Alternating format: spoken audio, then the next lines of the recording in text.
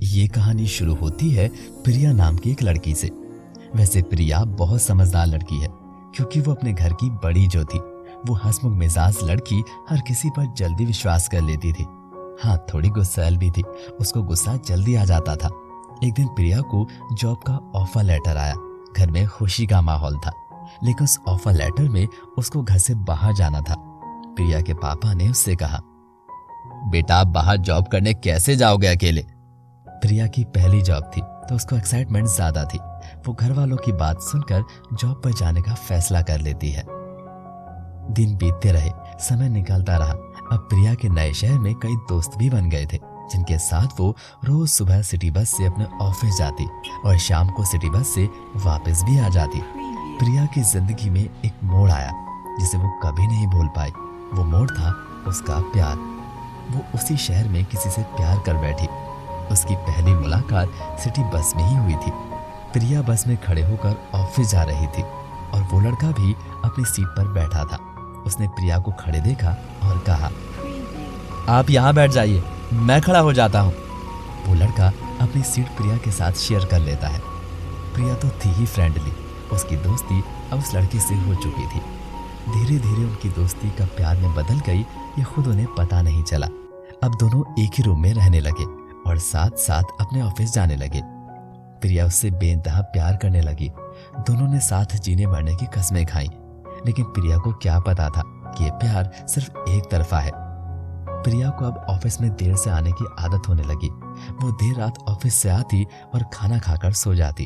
ये देख वो लड़का प्रिया से बात करने की कोशिश करता, लेकिन प्रिया ऑफिस में काम बढ़ गया है इसलिए देर होती है कहकर सो जाती।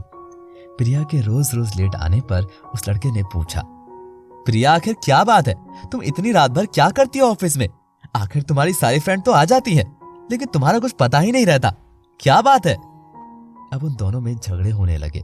उस लड़के को प्रिया पर शक होने लगा। अब वो धीरे धीरे प्रिया से नफरत करने लगा।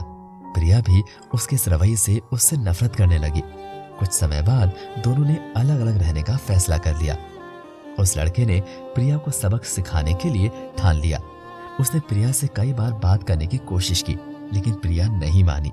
एक दिन प्रिया ने उससे कहा, वो लड़का प्रिया से कहता है, मैं तुम्हें कुछ दिखाना चाहता हूं ताकि तुम फिर से मेरी लाइफ में लौट आओ, बस एक बार चलो। प्रिया उसकी ये बात मान लेती है और उसके साथ चली जाती है। वो लड़का प्रिया को ले जाता है और कहता है, तुमने ऐसा क्यों किया प्रिया? मेरी आखिर क्या गलती थी? मैं तुम्हें बहुत प्यार करता हूं प्रिया। वो लड़का गुस्से में प्रिया पर चाकू से हमला कर देता है और उसके टुकड़े टुकड़े कर देता है। वो प्रिया के उन टुकड़ों को रोज इधर उधर फेंक कर अपने मन को तसल्ली देता रहा। एक दिन जब प्रिया की कोई खबर उसके घर नहीं पहुंची तो प्रिया के घर वाले घबराने लगे और उन्होंने प्रिया के ऑफिस जाने का फैसला किया और वो ऑफिस पहुंच गए। बेटा, यहाँ मेरी बेटी काम करती है, लेकिन कई दिनों से बात नहीं हुई उससे। क्या आप लोग बता सकते हैं आखिर वो कहाँ गई?